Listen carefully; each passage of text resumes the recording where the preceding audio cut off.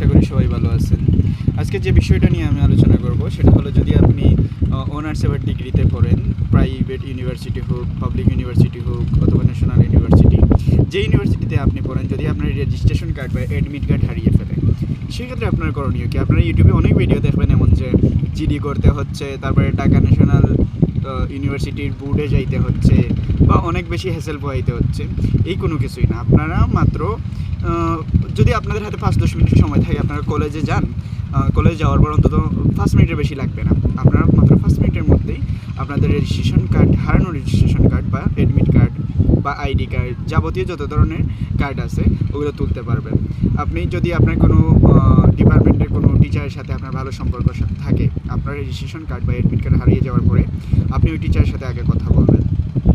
যদি ওই টিচার আপনাকে রেফার করেন ভালো, আর না হলে আপনি আপনার সেমিনার সহকারীর সাথে কথা বলবেন। ওনার সাথে কথা বলার পরে উনি আপনাকে প্রশাসনিক ভবনে যোগাযোগ করার জন্য বলবেন। সেখানে গেলে আপনি যদি এক্সপ্লেইন করতে পারেন যে আমার রেজিস্ট্রেশন কার্ড বা আমার অ্যাডমিট কার্ডটা এই কারণে হারিয়ে গেছে, বা একটা ভ্যালিড রিজন দেখাইতে হবে যে এই কারণে আমার আইডি কার্ডটা হারিয়ে গেছে। যদি আপনারা এই ধরনের কোনো রিজন দেখাইতে পারেন, তাহলে আপনাদেরকে তখন 100 টাকা বা 200 টাকা এই ধরনের একটা চার্জ নেয়। এক এক ইউনিভার্সিটিতে এক এক রকম, হয়তো আপনার থেকে 100 টাকাও নিতে পারে, 200 টাকাও নিতে পারে, আবার 500 টাকাও নিতে পারে। এক এক ধরনের চার্জ এক এক ইউনিভার্সিটিতে আছে বা কলেজে আছে। সেক্ষেত্রে আপনার থেকে 100, 200, 500 এরকম একটা চার্জ নিবে।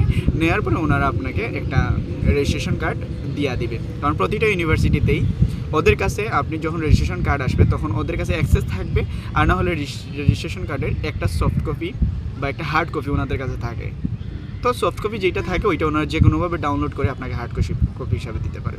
তো আপনাদেরকে কোনো প্রকার জিডি, কোনো প্রকার মামলা, কোনো প্রকার ন্যাশনাল ইউনিভার্সিটিতে বা ঢাকাতে বোর্ডে যাইতে হবে, এই ধরনের অনেক বিভ্রান্তিমূলক ভিডিও আছে, আপনারা ওগুলো এড়িয়ে চলবেন।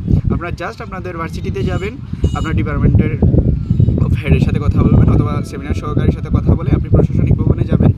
গিয়ে বলবেন যে আমার এই কারণে রেজিস্ট্রেশনটা লাগতেছে বা এই কারণে আমার রেজিস্ট্রেশন হারিয়ে গেছে। তাহলে ওনারা আপনাদেরকে একটা নির্দিষ্ট চার্জের বদলে রেজিস্ট্রেশন কার্ড ফিরিয়ে দেবে। ধন্যবাদ। এই ধরনের